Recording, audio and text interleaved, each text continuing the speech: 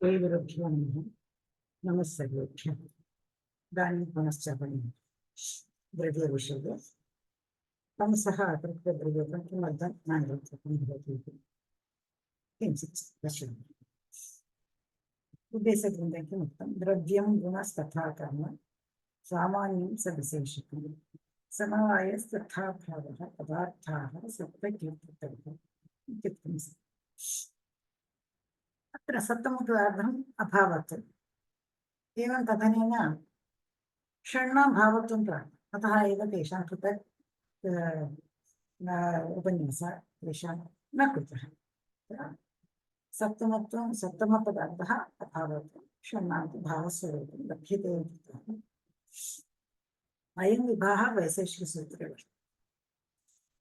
वैशेषिकैः उक्तानां पदार्थानां नैयायिकमते किमर्थम् इति चेत् नैयायिकानामपि सम्मतिः अस्ति अस्मिन् विषये। चिन्तामणौ ग्रन्थे लिङ्गेशोपाध्यायैः एवमेव द्रव्यविषये शक्तेः सादृश्यश्च आशङ्कित अतिरिक्तपदार्थः भवति। तत्र तैः एवम् उक्तम् अस्ति, शक्तिसादृश्यादीनाम् अतिरिक्तपदार्थता आशङ्कितं लिङ्गपरिचयः। इदानीं द्रव्यविषये पश्यामः। द्रव्यत्वजातिमिति कर्तव्यम् इति द्रव्यविषये नैयायिकसम्मतमेव तत्र एवं शङ्का भवति, यद्यत् द्रव्यत्वजातिमिति तद्भवति खलु द्रव्यम् इति स्वीकरणे किं भवति, यदा घटादेशे लोके अथवा शास्त्रे यदा व्यवहारः समानरूपेण घटोऽयं घटोऽयं घटोऽयं तदा द्रव्येषु समानव्यवहारे लोके केचिदेव पदार्थाः द्रव्यरूपेण स्वीक्रियन्ते। विपजप्रदेशेषु द्रव्येषु एवं द्रव्यरूपेण स्वीकरणं न प्रसिद्धं भवति, प्रसिद्धमस्ति। अतः द्रव्यत्वजातेः सिद्धिः शङ्कास्पदा। द्रव्यत्वं जाते तस्य जातेः सिद्धिः शङ्कास्पदा। द्रव्यत्वजातिसिद्धौ किं प्रमाणम् इति चिन्तयति। द्रव्यत्वं प्रत्यक्षगोचरं न प्रत्यक्षगोचरं। प्रत्यक्षप्रमाणेन द्रव्यत्वस्य सिद्धिः सम्भवति न। अत्र उच्यते न हि घटत्वपटत्वादयः प्रत्यक्षसिद्धाः तदापि न द्रव्यत्व अप्रत्यक्षे तदभावः कल्पनीयः। द्रव्यत्वस्य प्रत्यक्षगोचरं नास्ति चेदपि द्रव्यत्वजातिः तदभावः, द्रव्यत्व अप्रत्यक्षे तदभावः न कल्पनीयः। तस्य वर्तते अभावः न कल्पनीयः। कार्यसमवायकारणता अवच्छेदकता इति रूपेण कल्पनीयः। यथा घटः पृथिवी द्रव्यं, घटः पृथिवी अपि भवति द्रव्यमपि भवति, तथापि घटत्वावच्छिन्नं घटः तं पृथिवी द्रव्याभ्यां व्यावर्तते। घटः यद्यपि पृथिवी यद्यपि द्रव्यं तदापि घटत्वावच्छिन्नं घटः इति तं घटं पृथिवी द्रव्याभ्यां व्यावर्तयति खलु। घटत्वं घटं प्रति समवायसम्बन्धेन तिष्ठति खलु। तदेव एवमेव द्रव्यरूपेण किञ्चित् समवायिकारणं तत्र वर्तते इति स्वीकरणीयं। यद्यत् द्रव्यं तत्तत् समवायिकारणं यथा प्रतिपद्यते। यन्न समवायिकारणं तत् न भवति। समवायिकारणेन यत् न वर्तते तत् द्रव्यं न भवति। यथा गन्धः यत्किञ्चित् समवायिकारणता अवच्छेदकं भवति अवश्यं द्रव्यं भवति, द्रव्यत्वं भवति। एवं रूपेण द्रव्यत्वजातेः सिद्धिः भवितुम्। द्रव्यमात्रस्य समवायिकारणतया अवच्छेदकत्वात् द्रव्यत्वं स्वतः एव सिद्ध्यति। अतः एव उक्तं कार्यमात्रसमवायिकारणता अवच्छेदकता इति तत्र वर्तते, तत्र उक्तमस्ति। कार्यमात्रं तु लोकस्थितानाम् अखिलकार्याणां सर्वकार्याणां कार्यमात्रं तु सङ्केतकमेव।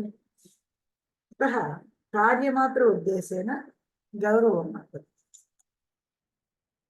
तस्य निराकरणार्थं किमुक्ते संयोगसमवायिकारणतावच्छेदकं द्रव्यत्वम् इति यदि वदामि किं भवति, अत्र कार्यत्वम् उपाधिः भवति, संयोगत्वं तु तत्र जातिः।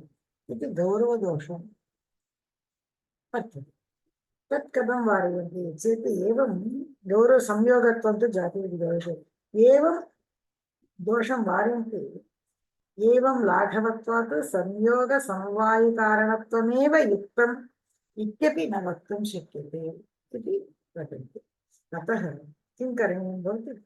संयोगस्य अथवा विभागस्य समवायकारणतावच्छेदकं द्रव्यत्वम् इति वक्तव्यम् अस्ति। अनेन नित्यविभागस्य द्रव्येषु अतिव्याप्तेः वारणमपि भवति। तमसः अतिरिक्तद्रव्यत्वम् अनङ्गीकरणम्। इदं तमः खलु चलनीयं परापरविभागवत् प्रसिद्धधर्मवैधर्म्यात् नवभ्यः भेतुमर्हति इति श्लोकमस्ति। तमः चलति इति खलु, तमः खलु चलनीयं। तमः चलनात्मकक्रियावत् क्रिया अस्ति खलु, चलनात्मकक्रिया अस्ति। क्रियाक्रियावतः समवायिकारणम् इति वक्तुं शक्यते। नीलरूपत्वात् रूपमस्ति खलु, नीलरूपमस्ति, कृष्णरूपमस्ति। दूर अन्तिकस्थानभेदेषु जन्यत्वात् तत्र दूरे तमः इति वक्तुं शक्यते। जन्यत्वात् कालकृत् दिक्कृत् तस्मिन् दिशि इत्यपि वक्तुं शक्यते। विभागशाली भवति। अतः समवायिकारणतावच्छिन्नाभिः भवति। तत् व्याप्तस्थानपरिमाणम् एतत् पर्यन्तं तमः वर्तते इति व्याप्तपरिमाणेन परिमाणवानपि भवति। तत्र अन्तिकस्थान दूरान्तिकस्थानभेदेन विकृतं कालकृतं विभागः अस्ति। समवायिकारणतावच्छिन्ना च अतः तमः द्रव्यं द्रव्यस्य लक्षणं समवायिकारणतावच्छिन्ना इति उक्तम्। अतः तमः अपि द्रव्यं गन्धाभावात् यदि प्रत्येष अन्तर्भूतः वा न वा इति पश्यामः चेत् गन्धाभावात् तमः न भवति। तमसि गन्धः न वर्तते, अतः पृथिवी न भवितुमर्हति। नीलरूपत्वात् नीलरूपमस्ति तमसि, नीलरूपं पृथिवीं विहाय अन्यत्र पदार्थेषु कुत्रापि अन्यत्र द्रव्येषु कुत्रापि न भवति। अप्तेजो वायु आकाश काल दिक् आत्मा कुत्रापि न वर्तते। अतः नीलरूपं केवलं पृथिव्यामेव इत्युक्तं खलु। अतः तमः नवद्रव्येभ्यः अतिरिक्तं द्रव्यम् ये वदन्ति मीमांसकाः। सिद्धान्तिनः किं वदन्ति? न एवं न, तेजसः अभावमात्रमेव तमः। नीलरूपं भ्रान्तिरेव। आकाशमपि दृष्ट्वा वयं नीलवर्णः इति वदामः, किन्तु यदा लोके नीलं गगनमिति प्रतीतिः गगनस्य रूपः अस्ति, रूपमस्ति वा इति चेत् न, आकाशस्य रूपं नास्ति, किन्तु वयं वदामः नीलाकाशः इति वदामः। अस्तु भ्रान्तिः एव।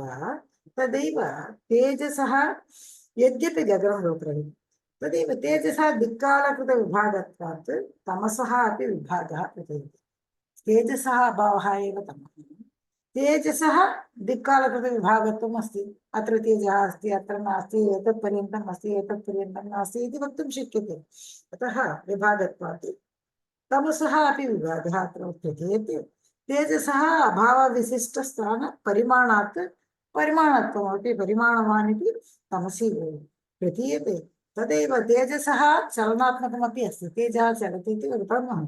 अतः तदेव अत्र तमस्य प्रतीयते। तमः अतिरिक्तद्रव्यं नास्ति, अतः तमः पृथक् द्रव्यं न भवति इति नैयायिकः। ननु तेजसः अभावः एव तमः, एवं किमर्थं वक्तव्यं? तमसः अभावः तेजः इति वक्तुं शक्यते खलु इत्युक्ते एवं न कथनीयं। यतः तेजः उष्णस्पर्शस्य आश्रयत्वात् स्वतन्त्रं द्रव्यं भवति। उष्णस्पर्शः खलु तेजः, तमसि उष्णस्पर्शः न भवति, स्वतन्त्रं द्रव्यं भवति। तथा युक्तिः तमसि वर्तते वा? नास्ति। अतः तेजसः अभावः इत्यत्र अस्माकं काचित् बाधा वर्तते वा? तेजसः अभावः एव तमः। यदि तमः अपि स्वतन्त्रद्रव्यम् इति वादं स्वीकुर्मः, किं भवति? कल्पनागौरवात् इति तेषां समाधानम् उत्तरमस्ति। यदा तमसः यदि द्रव्यत्वं तस्य जन्यद्रव्यत्वं सम्भवति खलु, जन्यद्रव्यत्वम् अस्ति तस्य अवयवत्वं वक्तव्यं भवति, तस्य प्रागभावः वक्तव्यं भवति, तस्य प्रध्वंसाभावः वक्तव्यं भवति। इति सर्वेपि कल्पनीयाः भवन्ति। तेन गौरवमेव भवति। अतः तमः न पृथक् द्रव्यम् इति निश्चयरूपेण स्वीकरोति। वैशेषिकदर्शने किम् उक्तम्? एवमेव उक्तं द्रव्यपूर्ण कर्मनिष्पत्ति वैधर्म्याद् अभावस्तमः इत्येव। आलोकाभाव एवेव तमो द्रव्यं न तु स्वयं नीलक्रियाप्रतीतस्तु भ्रान्तिरेवेति मनुष्यान् इत्येव अस्माकं निर्णयः निश्चयः अत्र वर्तते। धन्यवादः।